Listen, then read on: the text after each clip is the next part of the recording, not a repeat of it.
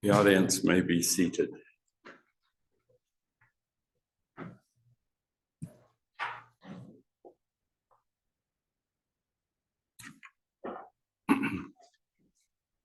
I am Bruce Haslam. I'm a counselor in the branch presidency down at Maple Springs Branch. And our branch president wasn't able to be in town today, so he asked me to conduct. This is the funeral services in remembrance of Carolyn Mon Cooper. She was born February 3rd, 1951, Cedar City, Utah. She died August 17th, 2023 in Logan, Utah. Pallbearers today will be Craig Funk, Kim Bowser, Cameron Funk, Cooper Bowser, Jim Anderson, M.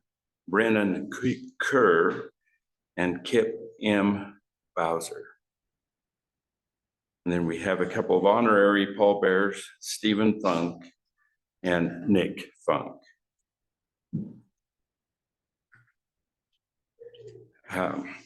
We will start our service with the family prayer was given by Kip B. Bowser, a son-in-law.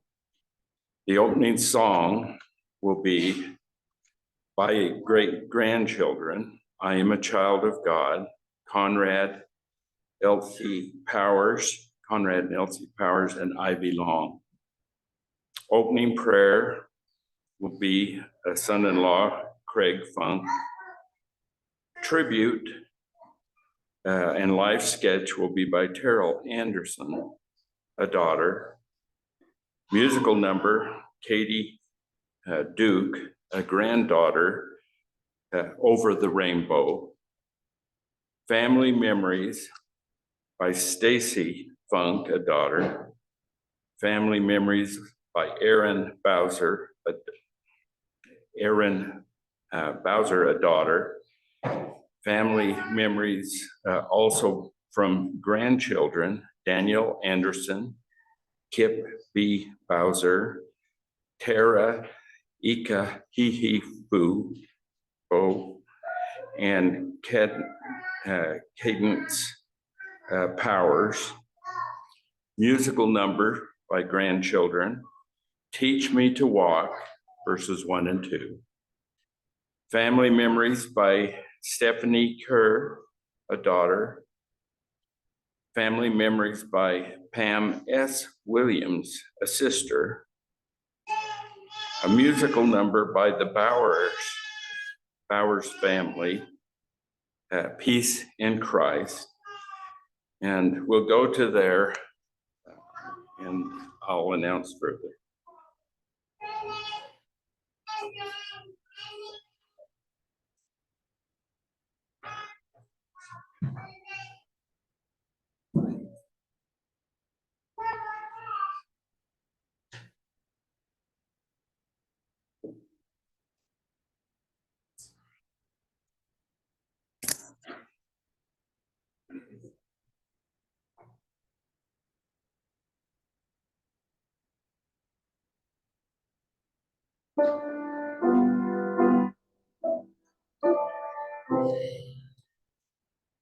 I am a child of God, and He has sent me here, has given me an earthly home with parents kind and fear.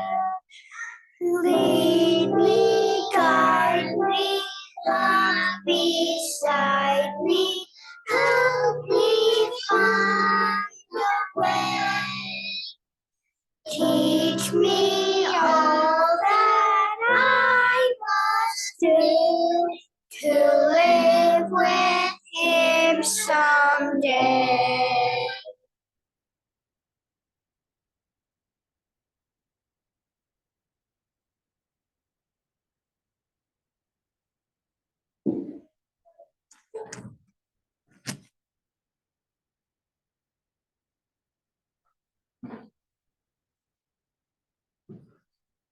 Our Father in heaven, this day we are grateful for the opportunity we have to meet together as family and friends and celebrate the life of Carolyn Mon Cooper.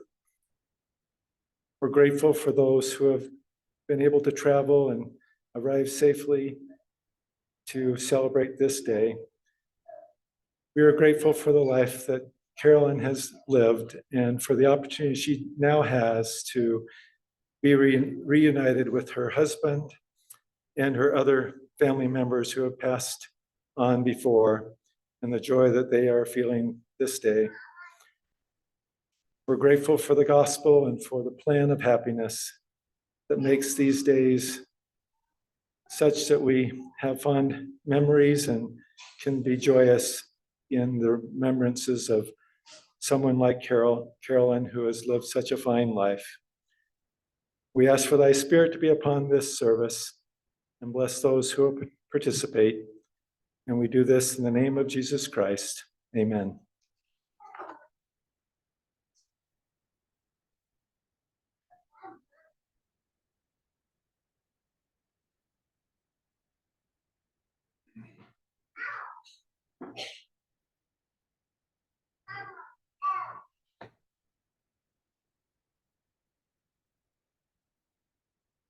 Okay, I tried to use technology and that always is challenging.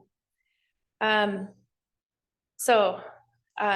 Mon Cooper was born on February 3rd, 1951 to Murray and Connie Mon, and was the fourth child with Eric, Mike, and Pam all before her.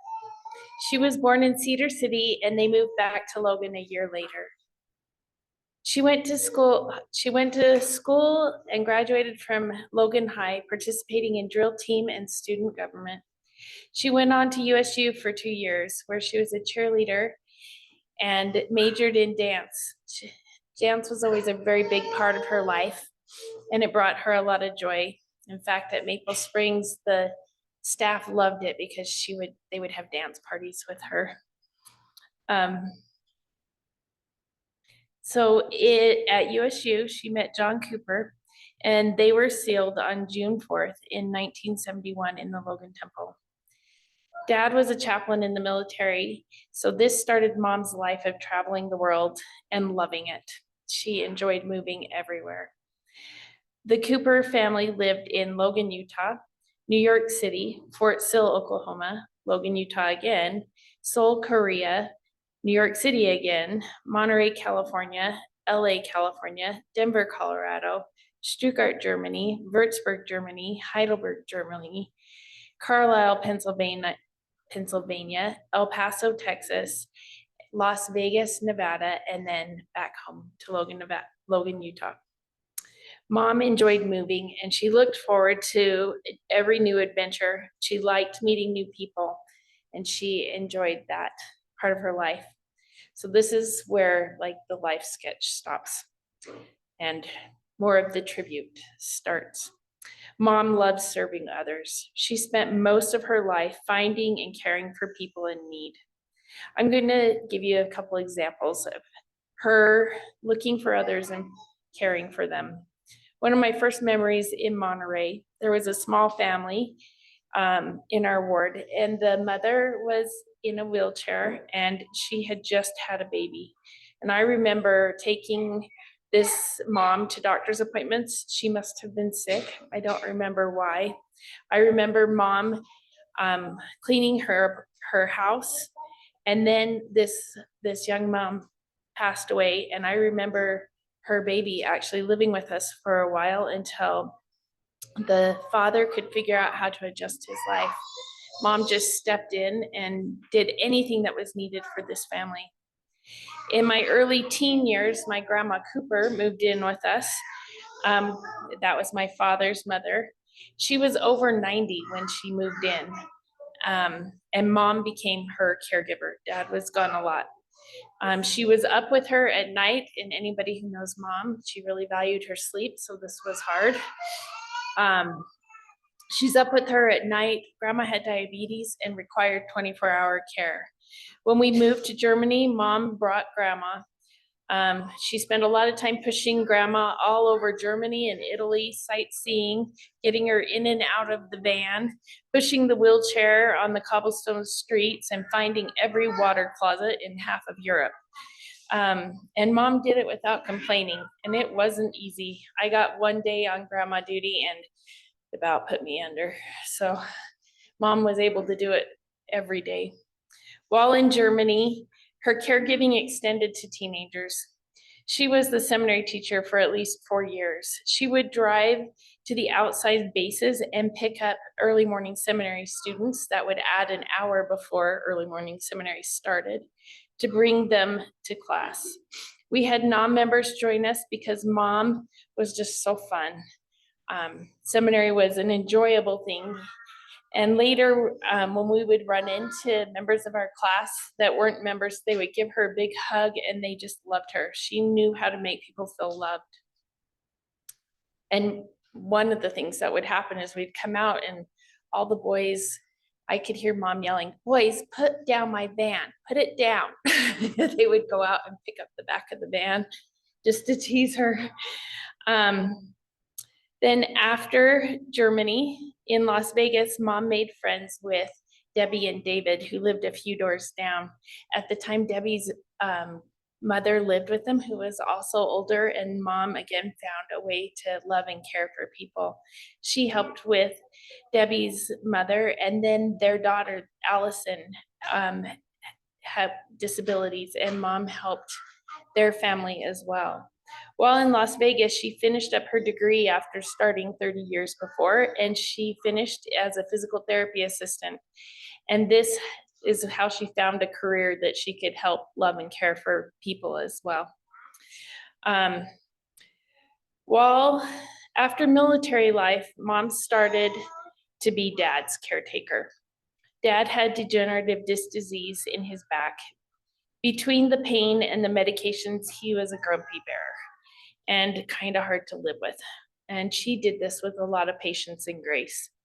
Caring for dad put an end to a lot of her traveling and started her journey with him in and out of the hospital. More than once, she broke him out of the hospital, AMA, which is not a good thing, but she didn't do it because she thought dad needed to go home or the staff wasn't taking care of him. She did it because she was worried he wasn't being nice to the staff. She didn't want the staff to be put out in any way, so she would take dad home. And at that point, then she would have to administer the IV antibiotics herself with home care's help, or do all his physical therapy. So she, and my dad at the time was wheelchair bound, and so she had to accommodate all that. Mom's Alzheimer's started about this time too. And once we were there and she saw an article and it said how caregivers taking care of people with Alzheimer's. And she's like, what if the caregiver has Alzheimer's? I said, that doesn't happen a lot, Mom, just with you. She joked, she and dad would joke that he had a clear mind and she had a strong body. And they did it as a team well. Eventually, their health problems required them to move back to Cache Valley. The last couple of years, they lived at Maple Springs. They tried out all of the services there. They were in the assisted living, and then dad got to be in skilled. They both went to memory care, so we knew all of the staff there. They reported, the staff would tell me they'd find mom and dad. Mom would be pushing dad's wheelchair and dad yelling directions, which were usually wrong. And they were both lost a lot of the time. And mom would then say, the staff here is so nice and they all know my name. And I'm like, because they've all had to help you get back to wherever you're supposed to be. But they were so sweet with mom. Mom would say hi and they would come give her big hugs.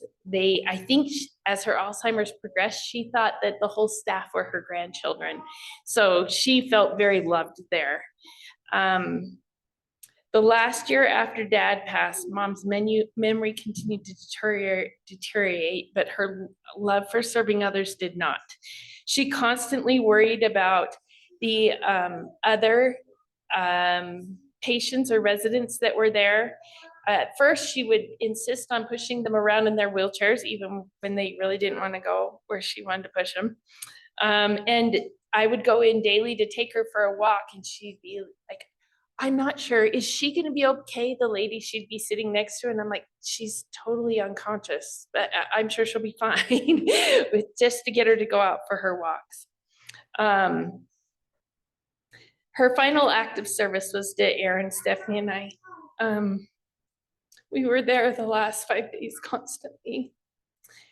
Becky, our hospice nurse, told her it could be any time on, and probably would be soon on Tuesday.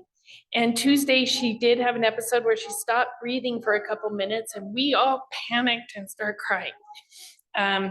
And I think she thought, okay, they're not handling that very well. I better hang on and we'll try it again. And then on Wednesday, she kind of did the same thing, stopped breathing for a couple minutes, and we did better, less panic, still a lot of crying. Thursday night, about 11:40, she finally went to pass on. And this time we were peaceful, and I think she was like, okay, they're okay, I can go now. This is my mother serving others until the moment she passed. I don't know anyone who emulated our Savior more for caring for others. I love you, Mom.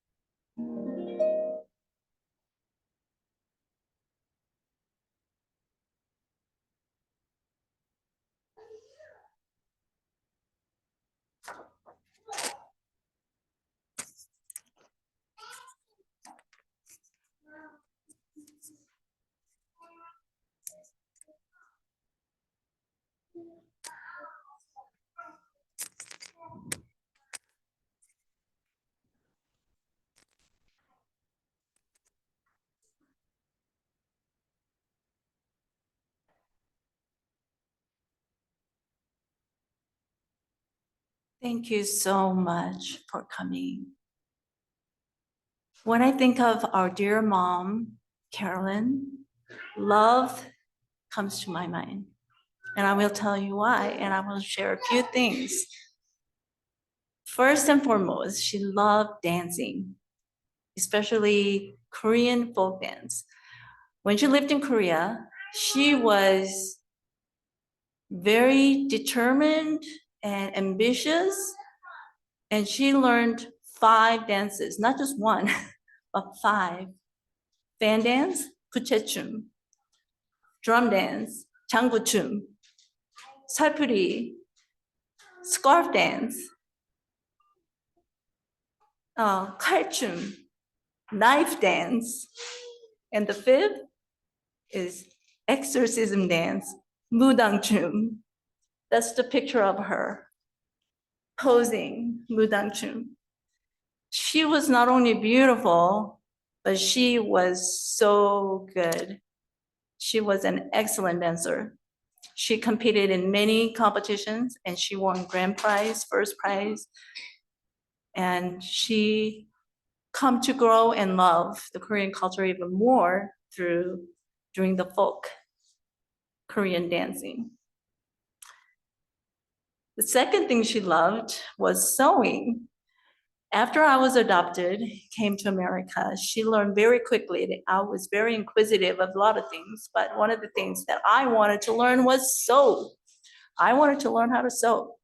And so she recognized that and she took me to the fabric store, got the fabric, and then opened up the pattern. I didn't know how to read. So she pointed things out and then I made my first overall and with her help. And then after that, I was brave enough to sew a few more articles of clothing on my own. And I was pretty successful, I thought. And then when I got engaged to Craig, I wanted to make my own wedding dress. That was ambitious, but I knew I could do it, because Carolyn was there to help me if I needed help.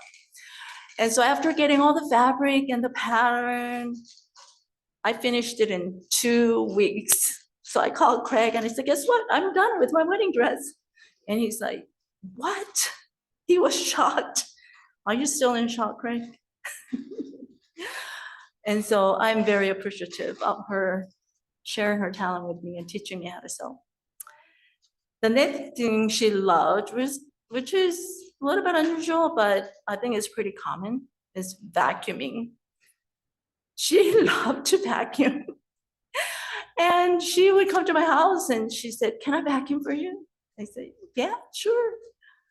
And so whenever I vacuum my house, I'm reminded of her and it brings me a smile on my face. And then next thing was another unusual thing she loved was washing dishes. She didn't like to cook, but she loved washing dishes. And so since I love cooking, she loved doing dishes. We made a perfect team in the kitchen. And so whenever I do dishes, I'm reminded of her as well. The next thing she loved was nature. She loved, well, I asked her, I said, where was the favorite place that you ever lived? She moved around a lot with her military life with John. And she said, everywhere. I don't have a favorite place. I loved everywhere I went. And she always wanted to go back and visit Korea. And that was her, like, oh, I want to go back and revisit. And so when Craig and I lived in Korea for 2 years and we lived in Singapore for 2 years, I knew she would love to come to Singapore and see the beauty of that part of the world that she hasn't seen. And so I invited her, she came, and we had a wonderful time. And the fact that she wanted to go back to Korea, we made a plan. She and I went to see where she lived, her old apartment. And then we went to visit the Tender Apples home. And then before going to Korea, I asked her, would you like to meet my Korean family and see where I was born and raised? And she said, yes. And so that was the next trip. After being in Seoul, I took her to my hometown, Danyang, where I was born and raised until I went to live with Tender Apples when I was 8 years old. And my hometown is beautiful. Mountains, river, there's waterfall, there are caves. She enjoyed every single minute of it. And then the best part was meeting my family. She met my mom. She's 89 years old now, still living.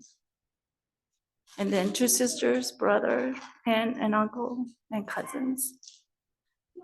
They loved each other. My 2 moms hugged and thanked each other for bringing me in my life and also being part of my life where the other one couldn't. And I will always remember that and maybe remember that and treasure the time that I had with her. There is beauty all around when there is love. Carolyn saw beauty all around her in nature and also in humanity because she had love inside of her. She loved the gospel. She never complained about anything about church, how early the church was, how often we have to go, taking us to seminary, taking us to the activities, whatever we had to do, her callings, her anything. She never complained about church. She loved church. And she was faithful disciple of Jesus Christ until the very end. And that's something that I want to emulate.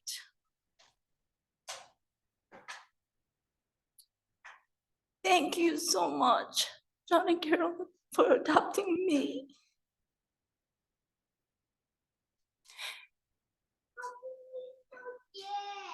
You have given me truly a better life by raising me in the gospel.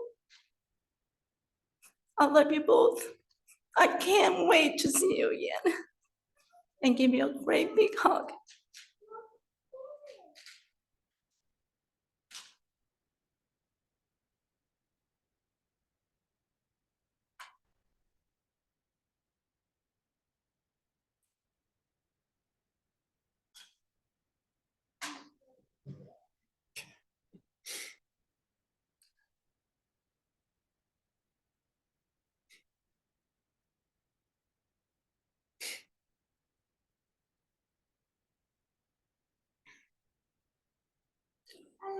Well,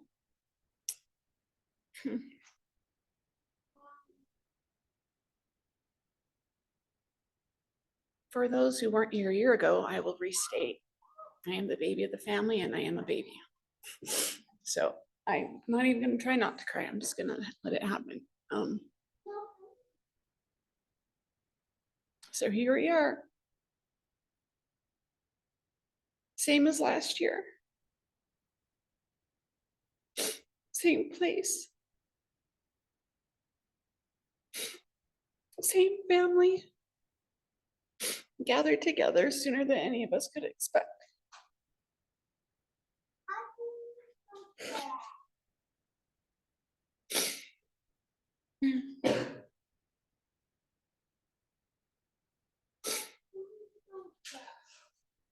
And once again, how do you sum up somebody's life you've loved for your whole life in 10 minutes? And you don't.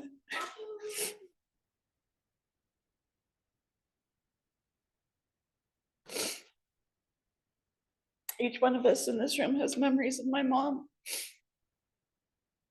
Some as a mom, some as a friend, as a cousin, as a sister, as an aunt, great grandma. What did I miss? The reason we're all here is because she's impacted us all in some way. So my question to all of us is, how do we honor her? We used to say by memories, but as we know, through her life, memories fade.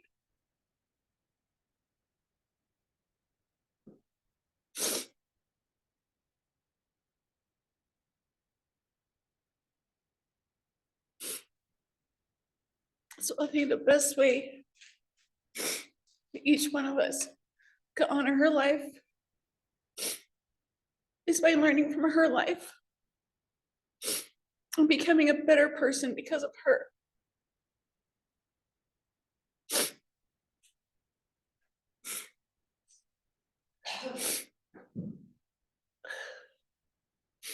So I'm going to just kind of go through some of the qualities that meant a lot to me and probably meant a lot to you, and some of my memories that are associated with those. And some, even though I'm crying, there are a lot of good memories. My mom had an abundance of patience. Jason, hi, sorry, I just saw you're here. My mom had an abundance of patience.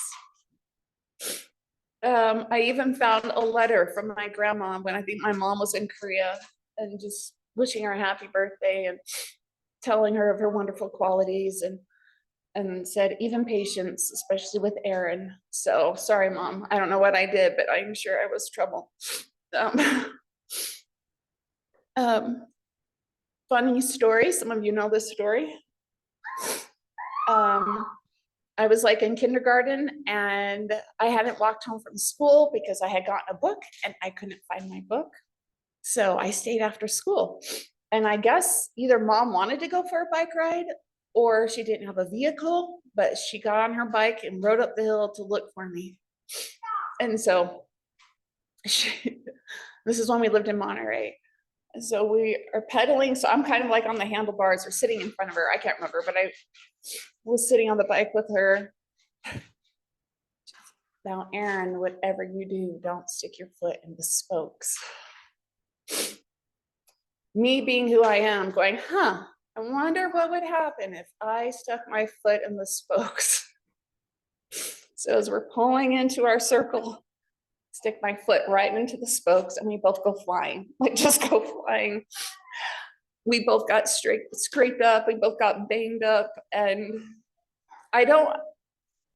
she probably said, why did you do that? Well, I don't remember angry words. I don't remember getting into any huge trouble, but the memory was more about our experience and her being upset with me.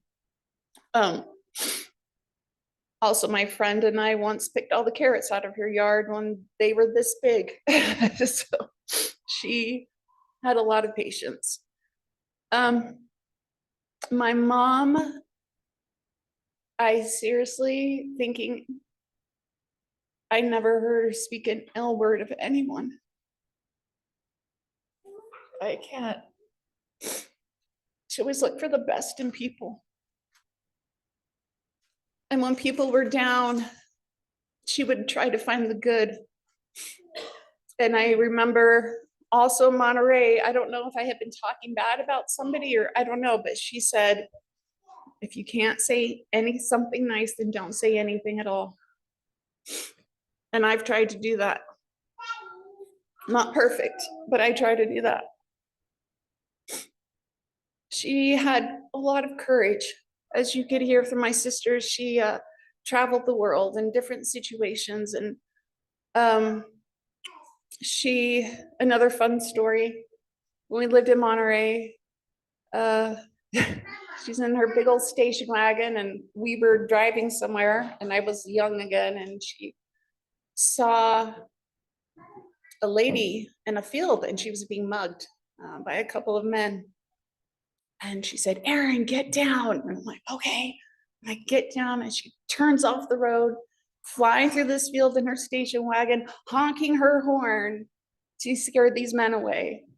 And we caught up to them, and I just vivid little thoughts, but the men ran away and we got the woman in the car and she was bleeding and we went and got her help. But I was just like, wow, a mom in a station wagon. She's got this. When she knew Alzheimer's was coming, and this is more of Terrell's recollection, Terrell told me about it. She knew it was coming, and she didn't want this trial in her life, but she faced it head on. My mom was very compassionate, as you've heard so far, that service was her way of life. This paper we found has in her handwriting a bunch of poems, and they're all about service and love. And there's just a little note. It said, "Did you make somebody happy or make someone glad? What did you do with the day you had?" What do we do with our days? Do we think about ourselves or do we help other people? Same with Terrell, the story about the sister we knew that was in a wheelchair, and I remember that as well. My mom helping with her son. Since a young child until adulthood, I saw her serve those who were lonely, sick, poor, who just needed a listening ear. My mom was an incredible listener. When I came to her with a problem, instead of just being like, oh, going into fix it mode, like, you need to do this, you need to do this, you need to do this, she listened. And through her listening, I was able just to solve a lot of my problems, just to talk them out with her. But when she did give advice, you sat up and you listened. And the advice was never out of judgment. It was out of love. It was from a good place of love.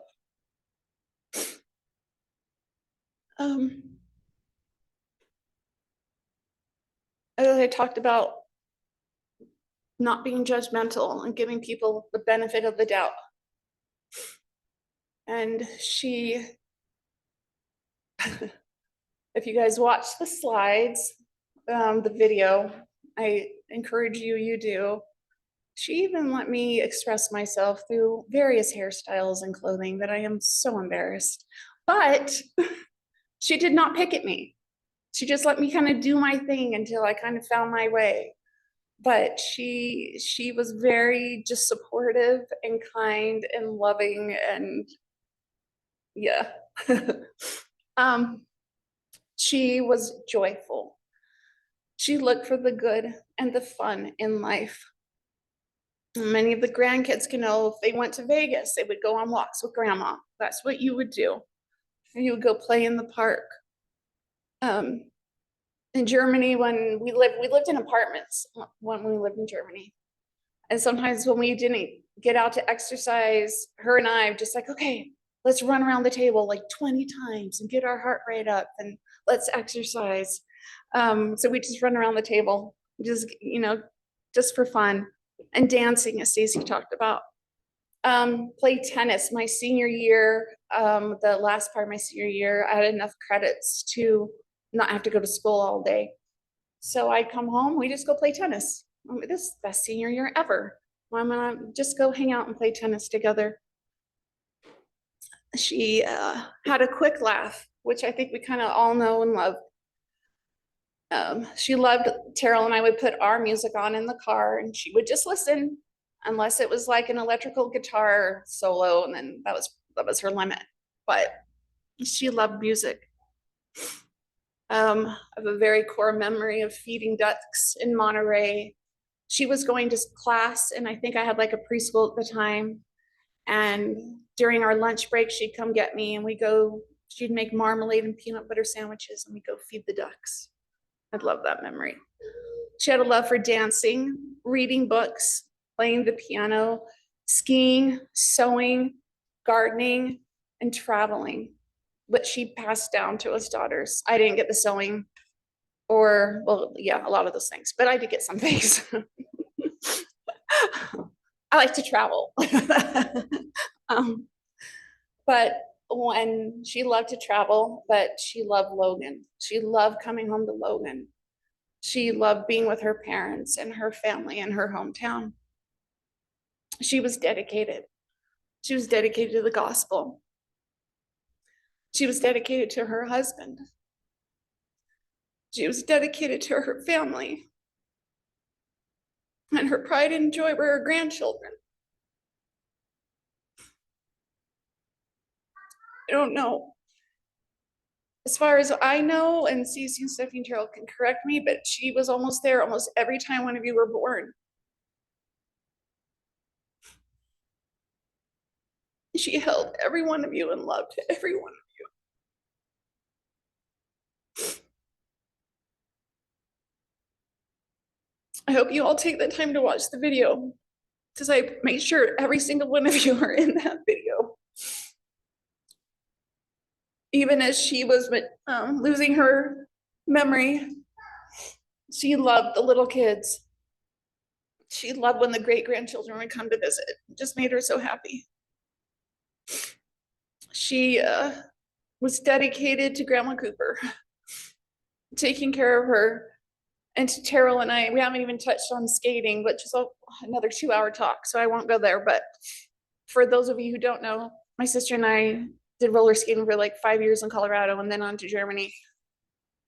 It was an hour and a half up there after school almost every day. We'd stay for 4 hours, an hour and a half back. She did that for years to support my sister and I. My mom, enduring to the end, comes to mind when I think of my mom. Most of us remember my mom with a smile on her face and a positive outlook on life, but she had many challenging trials that many were not aware of. But she handled those trials without a woe is me attitude, but with dignity and grace and faith in her Heavenly Father's plan for her. In her final days, her heart was racing over 100 beats per minute. And it was hard for me to watch it struggling so hard to keep her alive.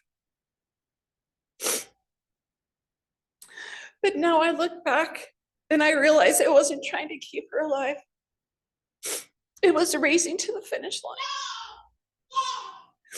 To be reunited with her mom and her dad and her brothers. And my dad. Her loved ones in heaven, and to be embraced by her Savior and her heavenly parents welcoming her home.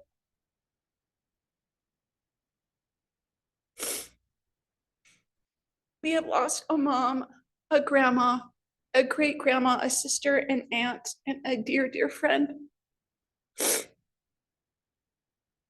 But now she has ascended to the calling of angel, who will now watch over all of us as our hearts are racing towards the finish line.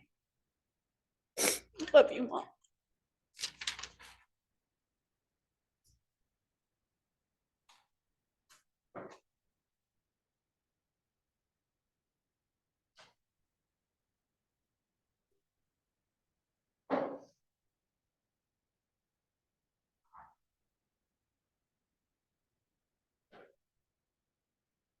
Hi, I'm Danielle Anderson. I'm Terrell's youngest daughter, and I got picked to share some of our family memories. I'll start with what my oldest sister Anna wrote. She's not here today because she's on her honeymoon in Fiji, but she said, when I was 14, we traveled to San Francisco for Lindy's wedding, and Grandma met us there by driving from Vegas. She was our official chauffeur the entire weekend, which would have been great, except we were in a large city with very narrow roads and steep hills, and Grandma would never wait in line. This included traffic lights. The GPS in the car got a good workout by recalculating the route every time Grandma decided that the line of cars on the street was not moving fast enough and took a turn off another steep hill. It was a roller coaster ride for us in the back seat the entire time. She was the best grandma, and I will miss her genuine caring character. My sister Katie shared the next couple of memories, saying, Grandma and Grandpa set up an above ground pool for us to play in while we visited in Vegas. I guess that we complained that the water was too cold because Grandma spent hours boiling water on the stove and coming out and pouring it into the pool for us. And then when we went shopping in Vegas on Black Friday, we dragged Grandma along. We arrived at the 3-story H&M that had a live DJ who was blasting rap music, and Grandma says, "This is what hell will be like." Grandma was also a great skier. She was very graceful, and my mom and Katie took her skiing to Beaver Mountain for the last time in 2018. She did super great, only crashed once, and requested hot chocolate afterwards.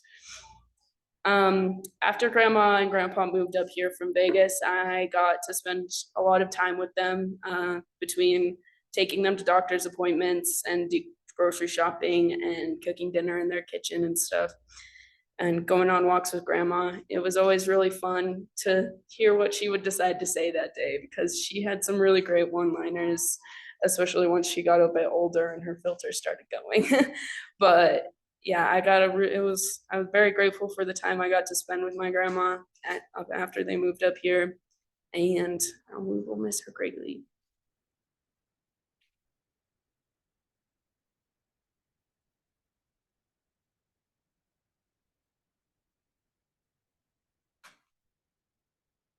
Good morning, y'all. If you don't know me, it's probably because you're talking to Lexi and Jaron too much.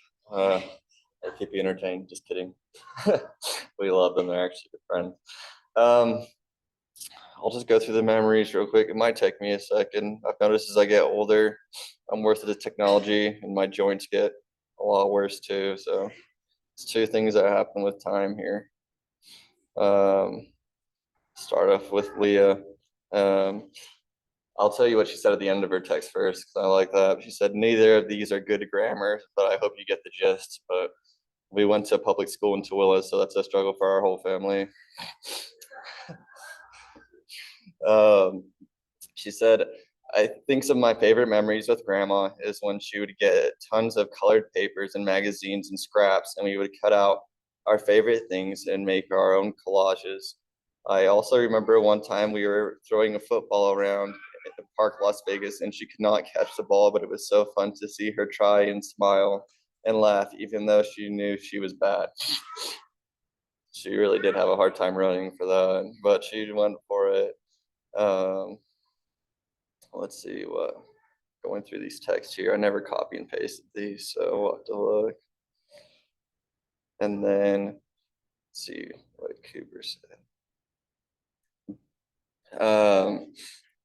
We used to go over to Las Vegas whenever we'd go visit and go check out the Red Rocks. And Cooper was a lot younger, and he says his favorite memory is when she carried me in a backpack and we were in the Red Rocks hiking. And then the other one, she said, my favorite memory is when we went to watch Frozen at their house, and their sound system was very loud and it scared all of us. Anybody that's been to their house knows what she's talking about. And then Lexi said, some of my favorite memories with Grandma took place in Summerlin, where her and her grandpa lived before coming to Utah. From bakery store runs to early morning walks to the park, every memory is special to me. One of the most memorable times with Grandma has to be when I got a little too curious about the cactus plant she had in her front yard. I touched the cactus with one hand, tried to brush off the spikes with the other hand, and was left with 2 handfuls of spikes. I remember Grandma helping me inside and plucking out the spikes one by one. We must have sat there for a few hours to get them all out. And throughout the whole time, she kept a calm and kind demeanor. And that's just who Grandma was, a kind, caring, and loving person. I love you, Grandma, and miss you lots. Personally, I think a lot of Grandma, because I've been gone out of state a lot, whether that's in Hawaii or whether I was on a mission or whatever. So I didn't get to spend as much time with grandma, I think, as with the others. But I do like to look back on the childhood memories, especially here when we were in Logan, whenever we'd go to the duck pond or we'd go get Aggie's ice cream.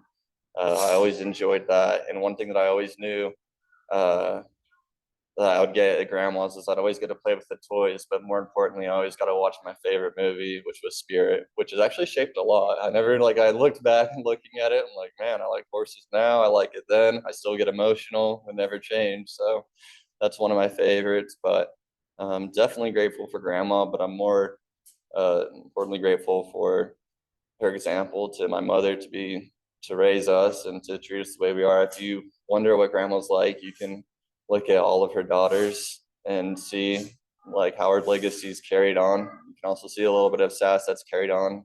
I won't name through which individuals carry more or less, but it's a good one. But yeah, I don't know what I say. Amen.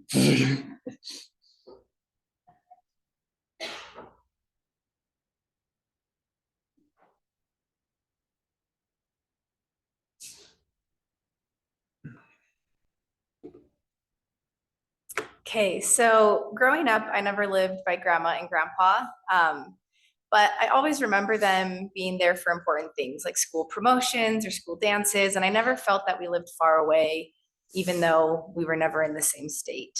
As a kid, I didn't appreciate the time and energy it took. I was just happy to see them, but now as an adult, I realize with all of her grandchildren, for my grandma to be able to show up like that for each of us was a big commitment on her part. And even if we didn't get to visit with my grandma often, I've always looked up to my grandma. Hearing the story of how she and grandpa adopted my mom, I was always in awe that a young mother living in another country would kind of add that to her plate. And I became even more inspired by her after I had kids of my own, the ones that you've heard screaming in here. And just to realize that she was just so strong to be able to act on that and to follow that. And I think that's what I'll remember most about my grandma. And there are so many different things that we could, like Cody and Carson, and going to their house and all the dogs, and just what my experience with my grandma in Vegas was like. That's the house that she was in most of my life. But what I remember about her is her quiet strength that I think too often was overlooked or too often was discounted. She had the kindest heart, like has been said, and she had the most soft-spoken ways. And I just feel like whenever I think of grandma's voice, it was always punctuated by this kind of like chuckle at the end of every sentence, no matter what it was, a happy thing, a sad thing. She just kind of had this chuckle that trailed off with every sentence she said. And being around her just brought this calm and this peace. And I feel like when it comes to remembering someone at the end of their life, a lot of times it's our human nature that we try to only focus on the good, to overlook their flaws, or maybe, skip the stories that don't paint them in such a positive light. And I don't even think that a story like that about my grandma exists. I don't think there are any stories like that to overlook, because she really was, like has been said, just such a Christ-like person. Like my Aunt Erin said, I never heard her speak ill of anybody. Even if maybe she thought a mean thought and she would apologize, but she never even voiced it. So we didn't even know what she was apologizing for, but that's just who she was as a person. I wish I was more like my grandma in that way, because that's definitely something I strive for. But she was just unwaveringly supportive of all of us, whatever phase of life we're in, whether it was, like I said, a school dance or a school promotion, going on a mission, getting married.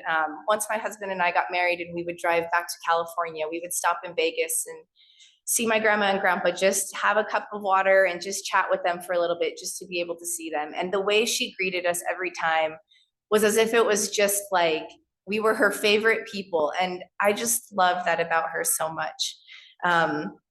She's always been there for our family, no matter what we've gone through, for me and my siblings, for my mom. And I know that's how she is for everyone in her life.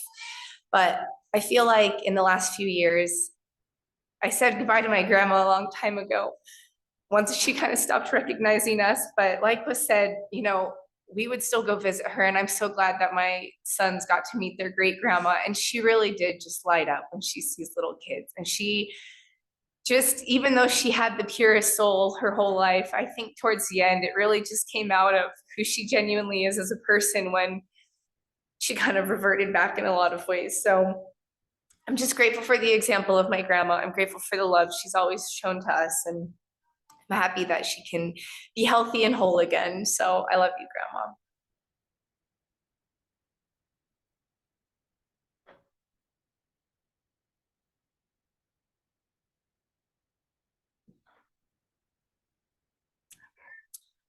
I'm Stacy's oldest, and these are some memories that we had of our Grandma Carolyn. One of my favorite memories with Grandma was a recent one when my mom and I brought Ivy and Blair to visit. I don't think Grandma knew who we were, but it was amazing to see her interact with the girls. You could tell she loved having them there, and my girls loved being with her too. My mom did the fan dance, and the girls joined in playing with the fans.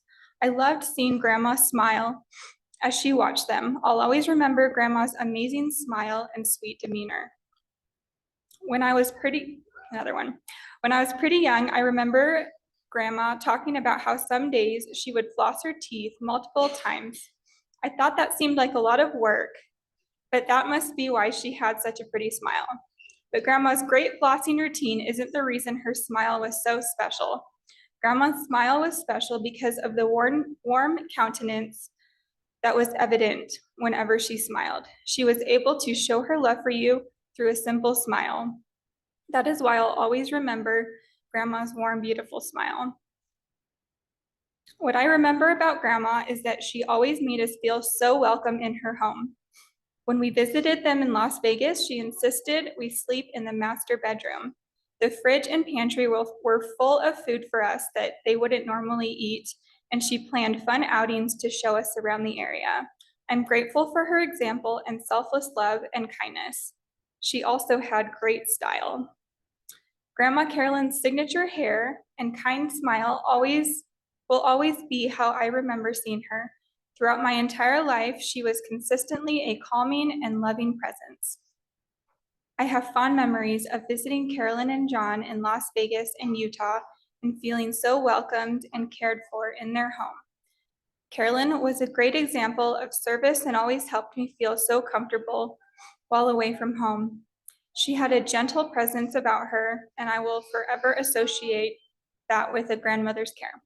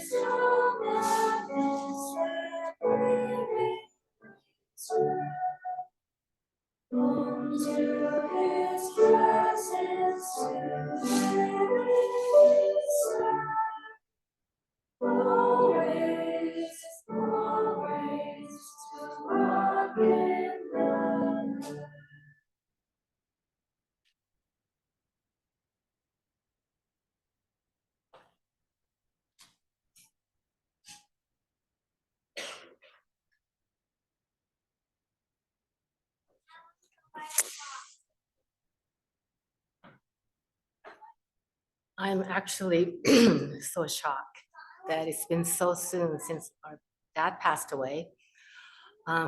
Excuse for my voice. I've been crying a lot, but it's okay. It's a good thing. And I told my mother that I'll try to be kind of humorous and not cry and get through this talk.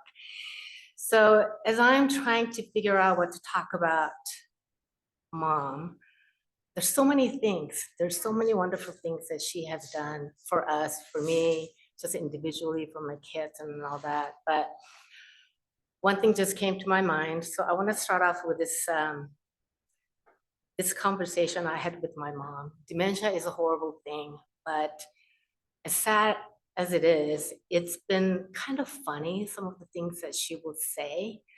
So one day I was visiting her, and I live in California, so I don't, I'll come in maybe once a month or so. So I was visiting with her, and I'm showing the pictures of my grandkids.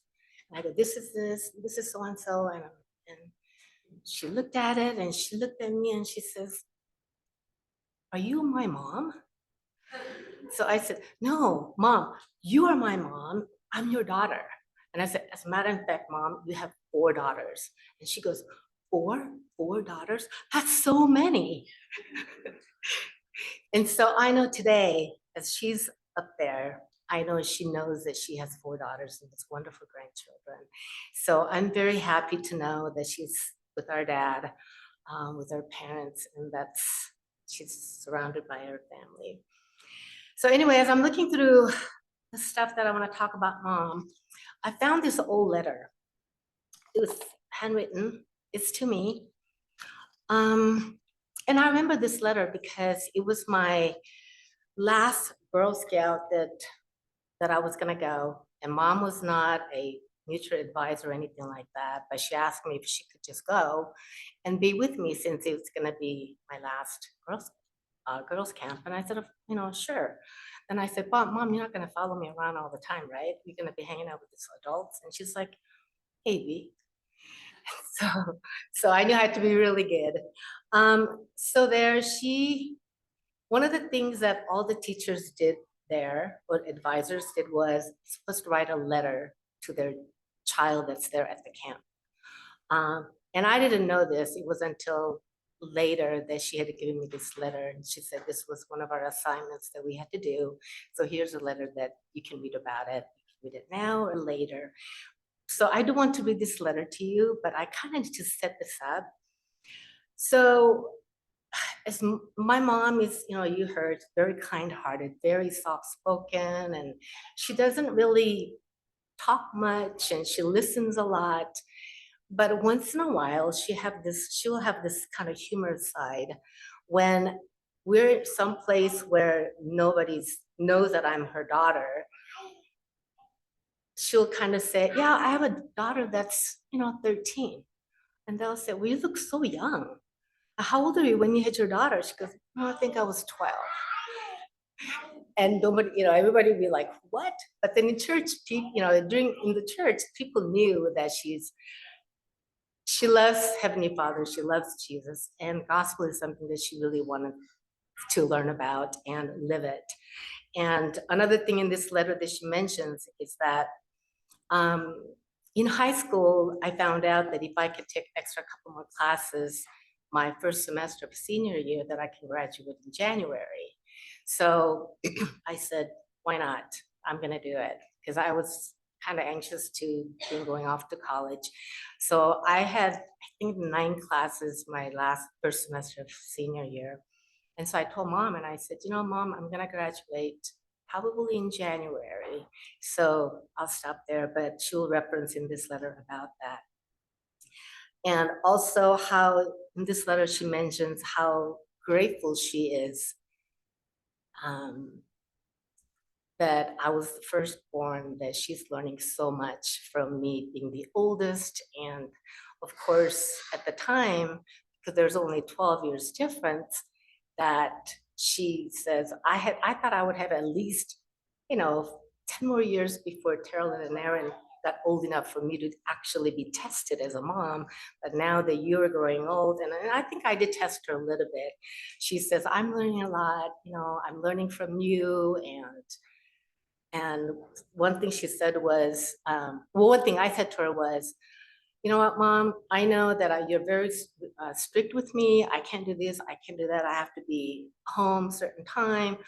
But I said, I bet you anything, Mom, and by the time Aaron's at my age, I think you're gonna be a lot more lenient. And she says, I doubt it. But I know for a fact that when I went to the prom, my dad wanted my mom to go shopping with me. And also he came along, he says, we gotta make sure that your prom dress is not really, skanky. So my dad actually went shopping with me and Mom. And of course, even if short sleeves or cap sleeves, a little bit of cleavage or anything, he says, no, that's not gonna work, that's not gonna work. And so my mom made my prom dress. I wish I could find the picture because my kids haven't seen it yet. But literally, she made it where the ruffles are up to here. And I had ruffles coming up to, halfway to my hands.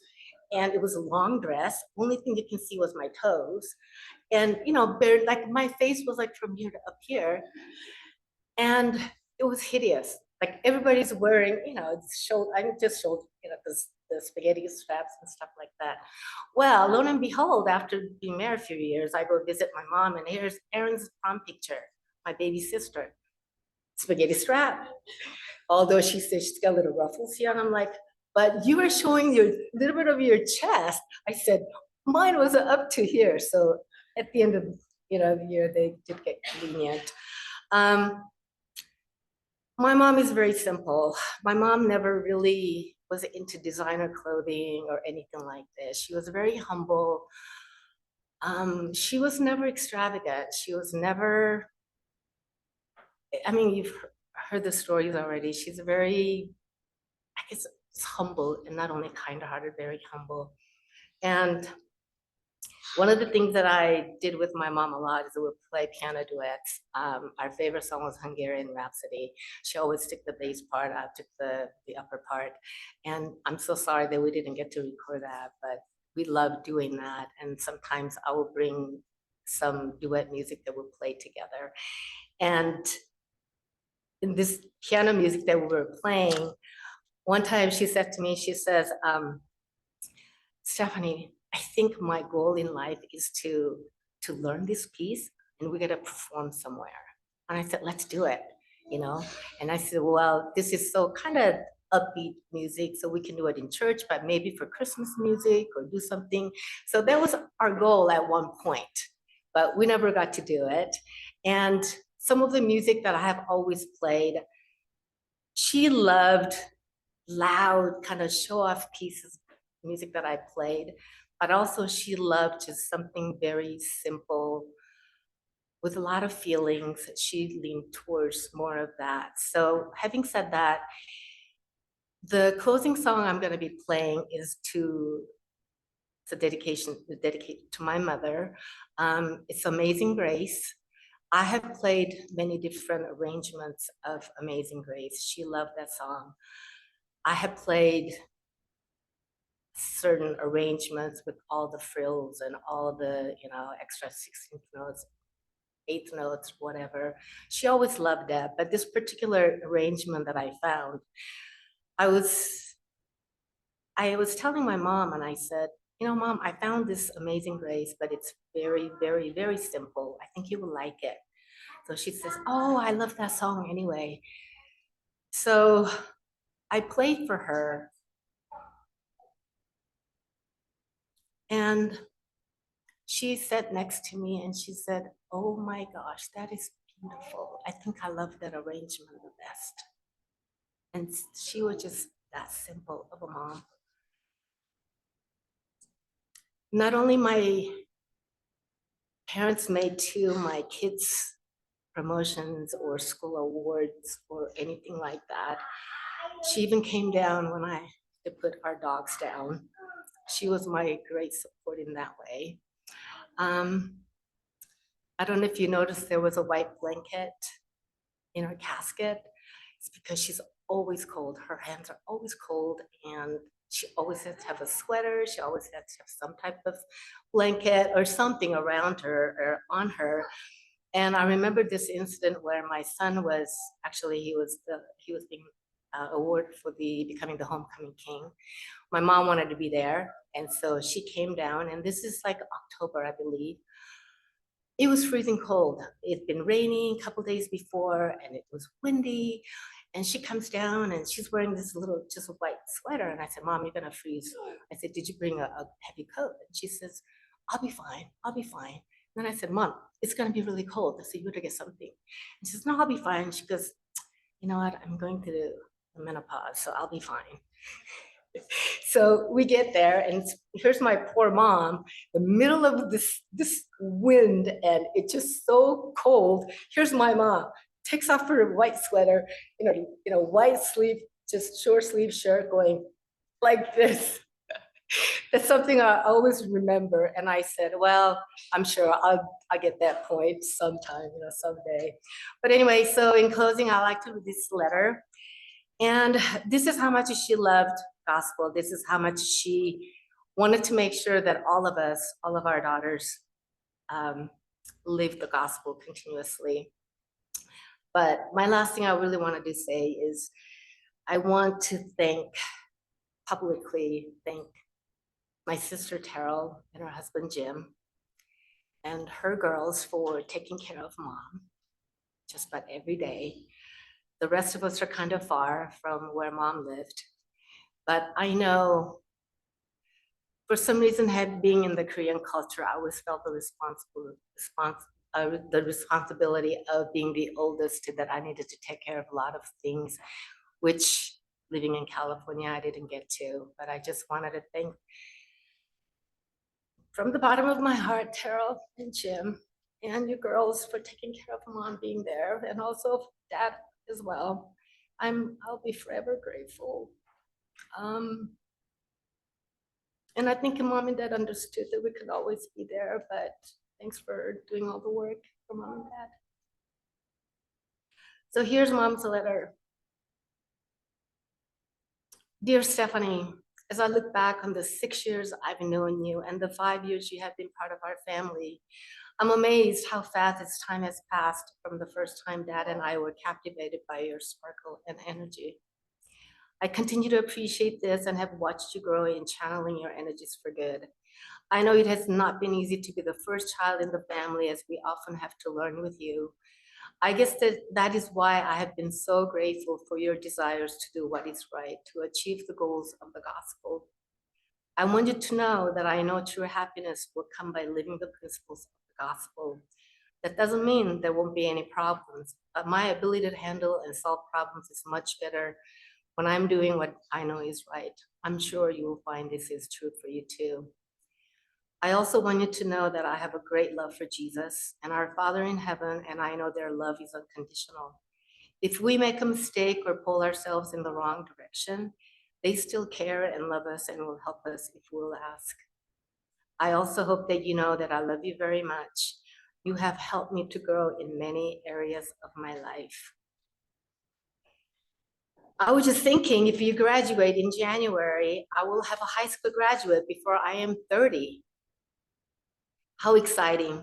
As I think of all the things you have learned and all that I have learned with you, I could write at least 20 more pages, but for now, I just want to thank you for enriching my life. You're a very special person. Love, Mom. As she mentioned, I could spend another 3 hours talking about Mom, how great she is, what a wonderful mom she has been to me, how it's been a blessing for me to have been adopted by them. But the last few years of my parents' life, they've been thanking me, and how it's been a blessing for us to be their daughters, which I'm so grateful for. Thank you.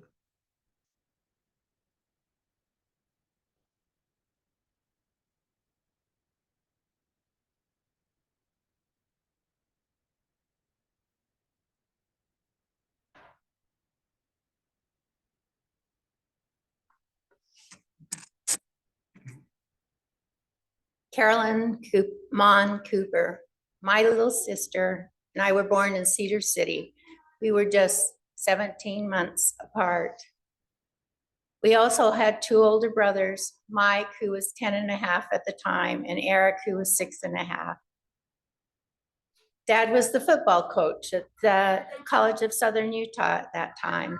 And from what I understand, we lived in pretty minimal student housing was all that was there.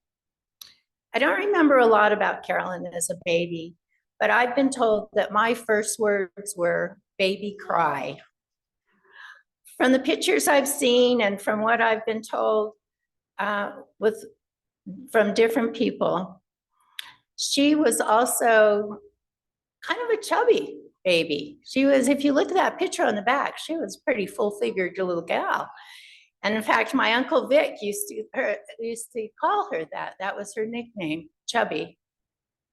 But she grew up into a beautiful, very beautiful woman, both inside and out. All of our childhood memories were mainly in Logan at 1349 Maple Drive. Carolyn and I shared a room together, and I just want to set the record straight. She was the messy one. I was the clean one.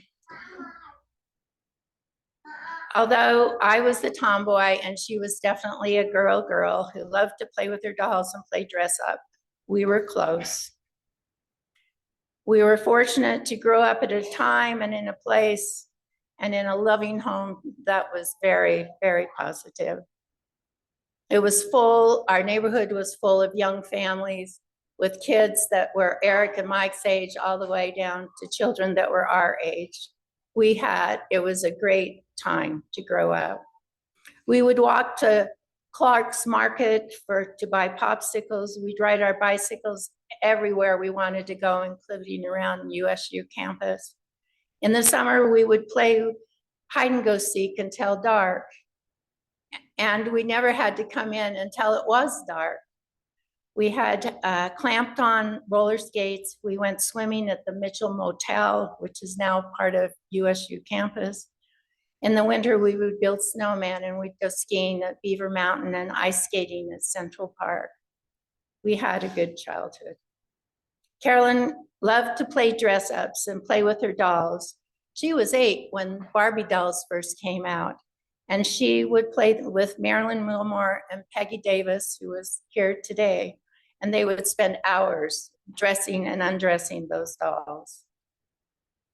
Mom also made sure that we took piano and dance lessons. And it's interesting because I've heard it mentioned today about playing the duets. Because every recital that we had, the Mon girls were expected to play a duet together. She loved to dance, as that has also been mentioned, and we took many dance lessons. Hers carried on into her adult life. We also played with our many cousins. I remember many Sunday afternoons when we would visit the Carlsons or the Anders, the Whitehouses, the Mons in River Heights, my grandmother in Wellsville and in Logan, and later on the Rowe family in California. Because as we got a little older and Mom and Dad would take little vacations on the summer when they were not teaching, because Mike and Eric had jobs and sports and were old enough to take care of themselves, it was often just Carolyn and I in the back seat. One of the favorite places we'd go was the Homestead in Heber City, because they had a swimming pool and a small golf course where Mom and Dad could golf. Carolyn was very popular in high school. She was just 2 years behind me. She was part of the high-lows, and those gals were always cute and very popular. In college, she continued on to be a song leader as well. Some of my favorite memories of our time as adults are when I got married, she was one of my bridesmaids. And when she got married, I was her bridesmaid and helped sew many of the dresses. Shortly after I moved to California, Carolyn came down to visit me in San Mateo. We spent the summer together, taking history and art classes at the local college and spending a lot of afternoons at the A&W Root Beer.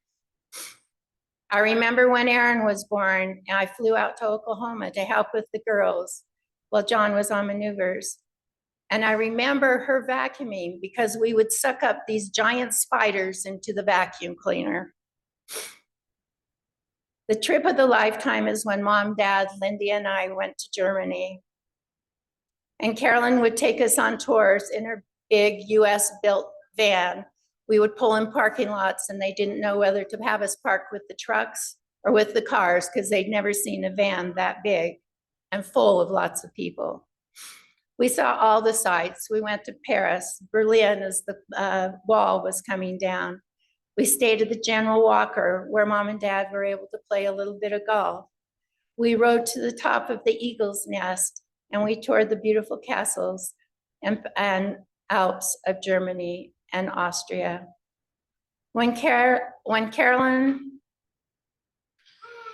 the Cooper family returned to the US, from Korea, we met them at Travis Air Force Base, including the newest members of their family, Stephanie and Stacy. They were stationed at Fort Ord, and I remember going to Monterey and Marina to visit them. And I also remember Carolyn saying that the whole time that she was there, that she froze to death. She was very, very cold. And I don't think she regretted it all when they were transferred out of that area. I remember asking Carolyn about all the moving and traveling that they did. And she said that she loved the military life, the traveling and meeting new people who instantly became their friends and family, enriched all of her life. As John and Carolyn's military life was busy, she still had time to get together with me, and we were there for each other. I remember her coming to California to support me after I'd had a surgery.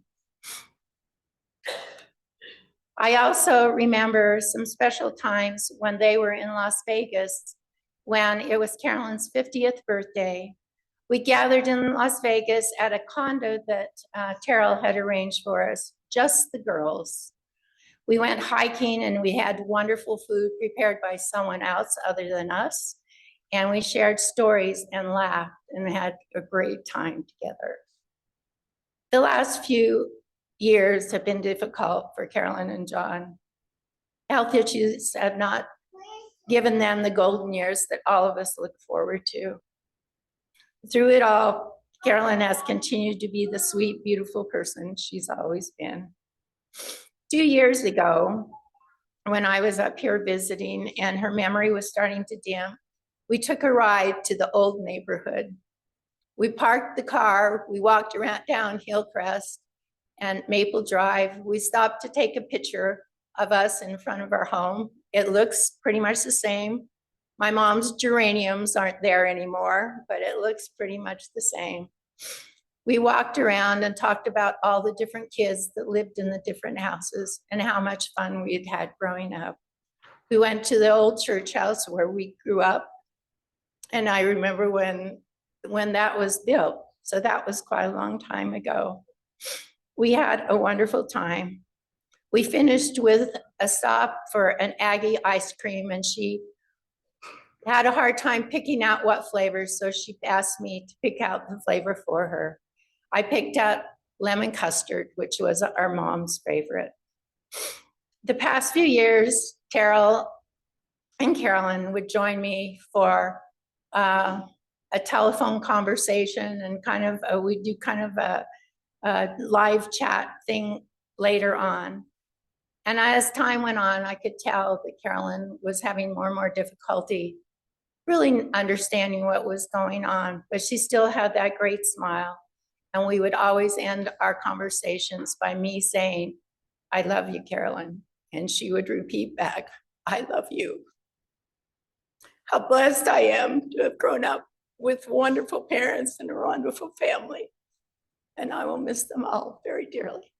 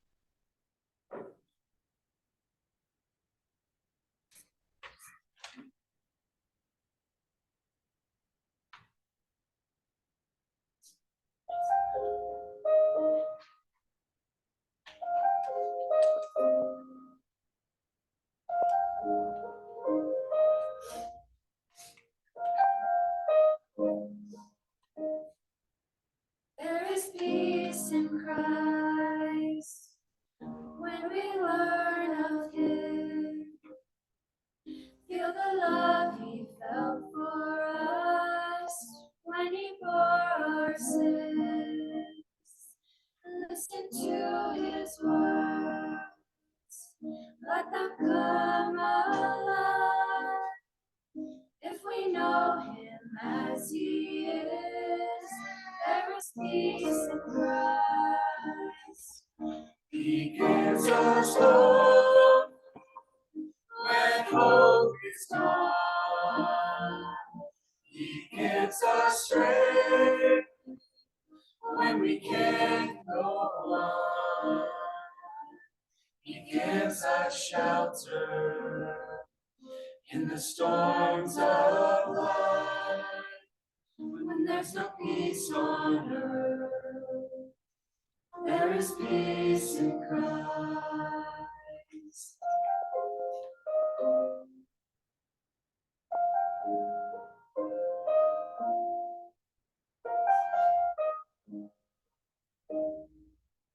There is peace in Christ when we walk with Him through the streets of Galilee to Jerusalem.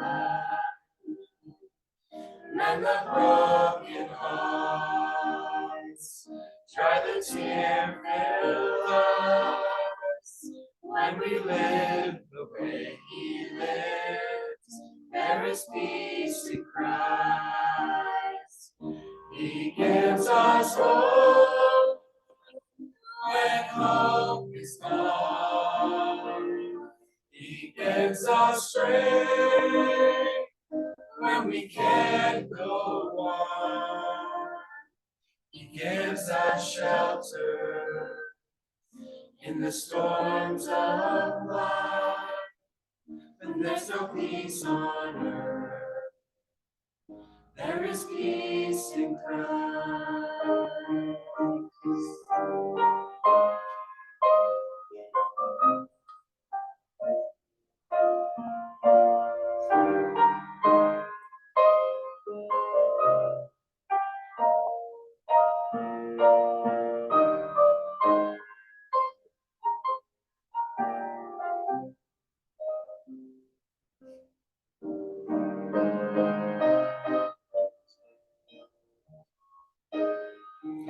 He gives us hope when hope is gone.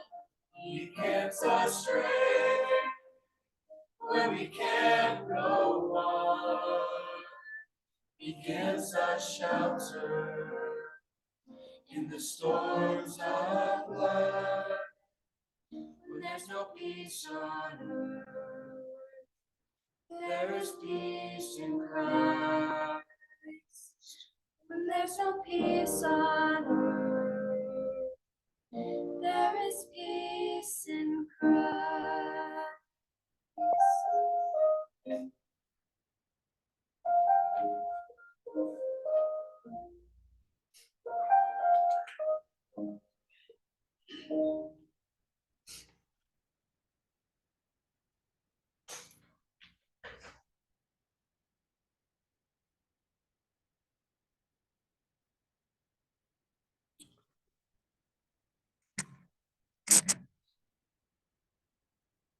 That was wonderful.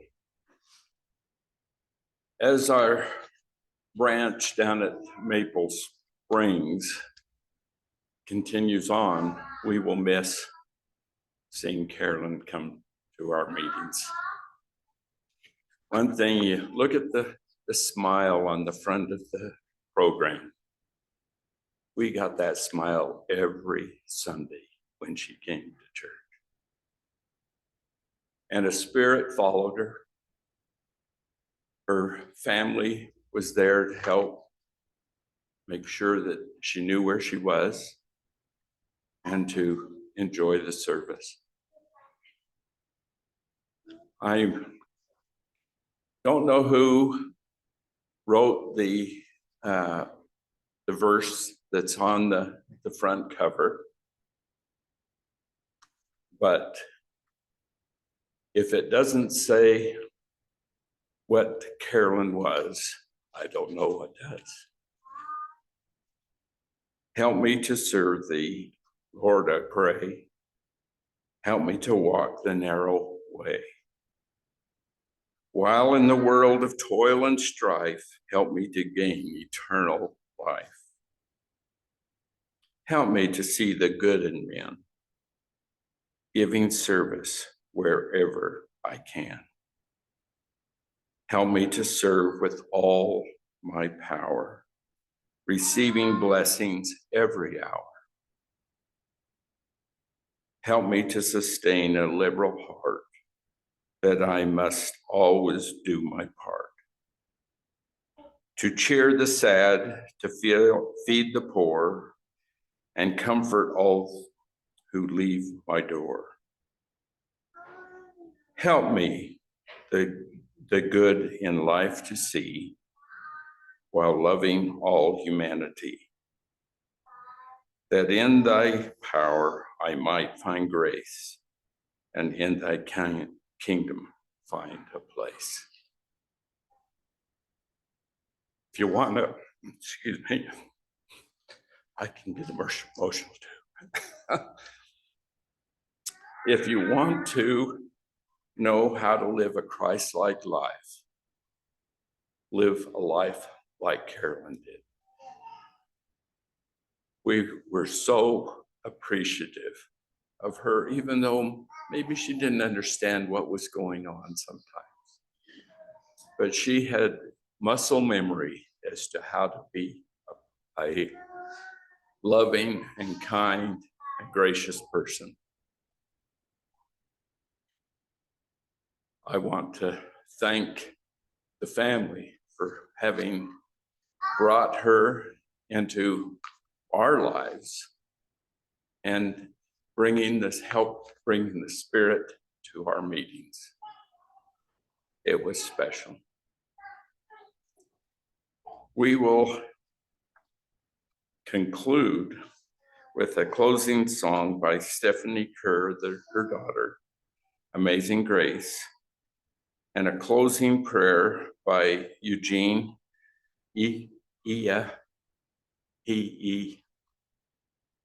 Oh. I practiced that a bit, but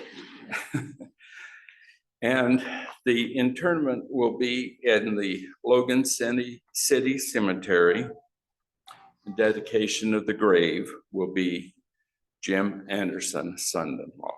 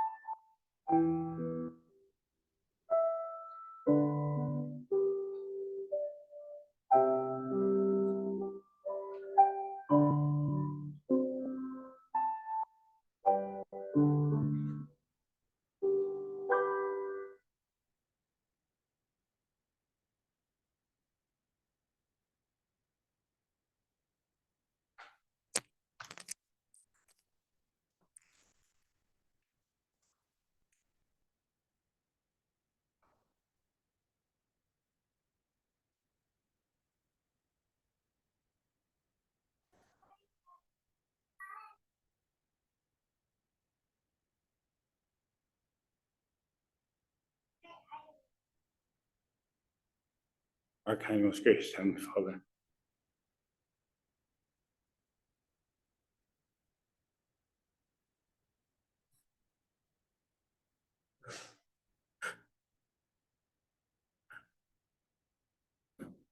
we come before thee and give thee thanks.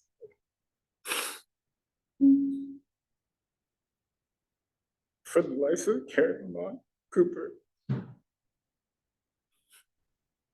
We are indeed grateful for the life that she has shared with many of us and those around us. We're grateful for the gospel. We're grateful for her spirit. And we ask if thou would open the heavens and receive her. We'd ask that thou would send thine angel round about our family and our friends to help support, to help guide, as she would want those remaining here on this earth. We'd ask that thy spirit be with us and continue to be with us till our end of days, that we may remember thee and thy Son, Jesus Christ, and the life of this heavenly daughter.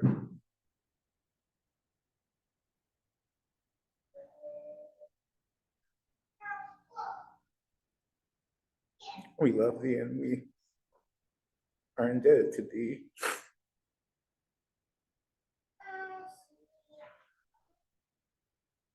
And we express our love and our gratitude and our open hearts. And we do so humbly in the name of thy Son, our Lord and Savior, even Jesus Christ. Amen.